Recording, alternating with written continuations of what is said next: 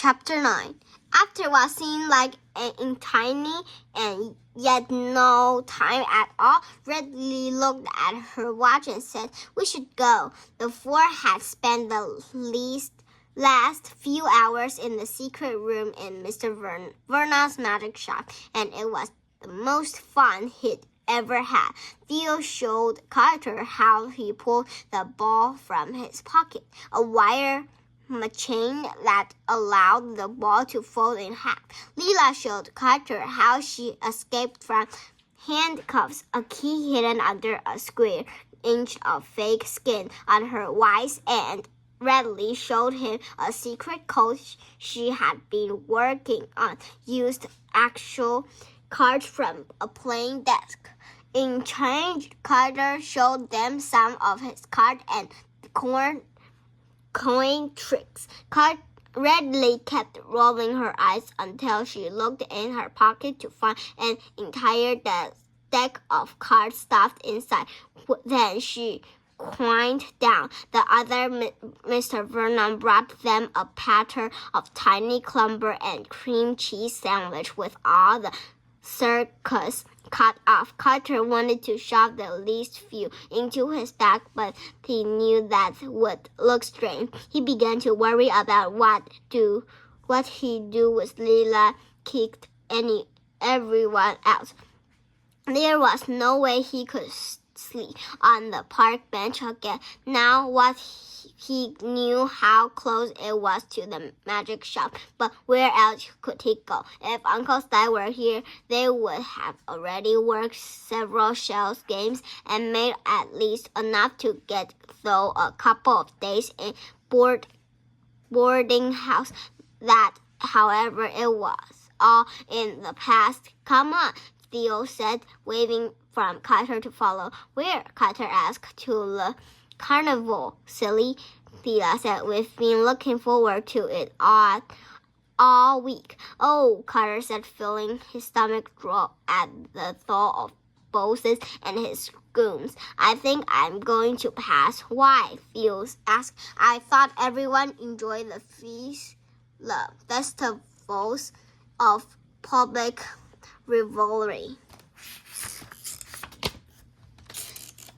"Yeah, I went last night," Carter said. "It wasn't that great. I'm pretty sure that stuff in the sideshow is fake, and the games are rigged." "We know that," Redley said.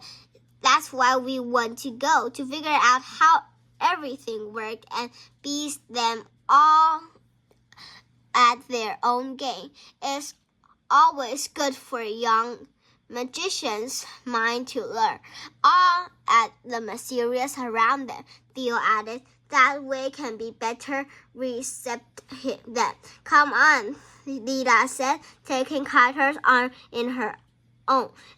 "It'll be fun." Carter didn't want to go, but he also wanted to keep hanging out with his new friends. Eventually, he gave in. What was the worst that could happen?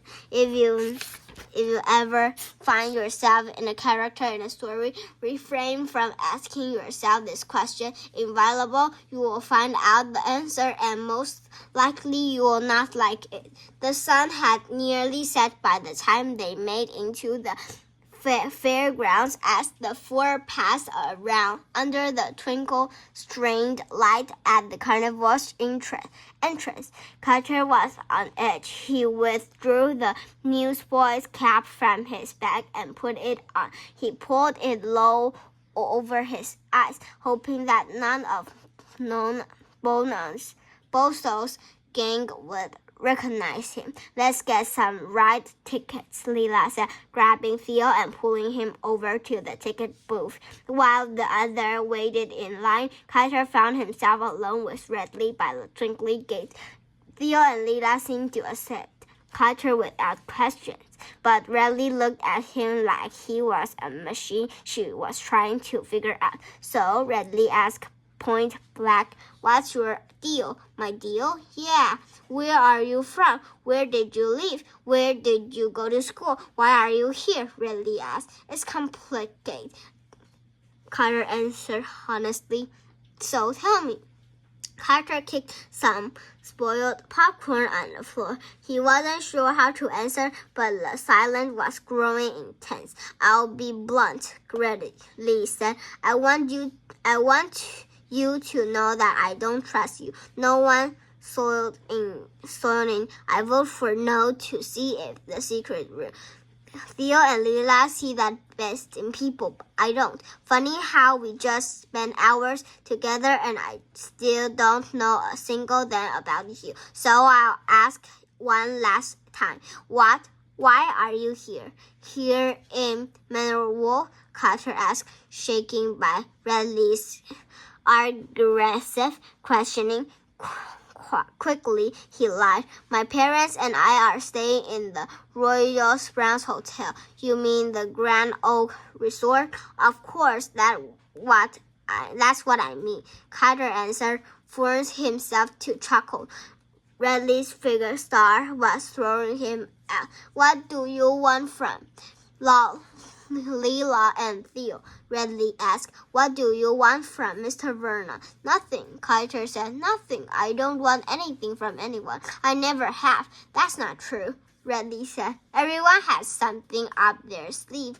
Jordan's thoughts rolled around in Carter's head. He wanted a home. He wanted a family. He wanted to have friends. But none of those things were ridiculous. At least not until he came to Mineral Wells. Right now, Carter just trying to hang on to the happenings he found since meeting Mr. Vernon at Private Night. But how did he say what to Redley or Lila or Theo without sounding like a total washery? Washery is another word for vagabonds. That horrible term.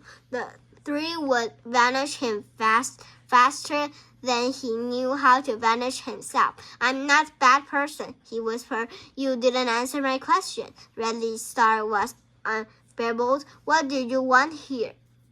To belong, okay? Carter snapped. He felt tears in his eyes, but he wasn't sure. Quickly, he wrapped all of them. You don't know what it's like to be alone. Redley flinched. You'd be surprised what I know. The two stood in silence for a moment. Then they looked at Theo and Lila, who were laughing and smiling in the ticket line.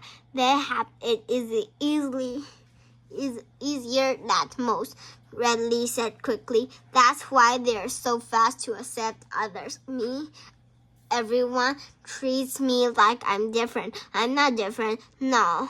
Not that different. I'm just me, she softened. I wasn't trying to be jerk to you or anything. I'm just providing of my friends.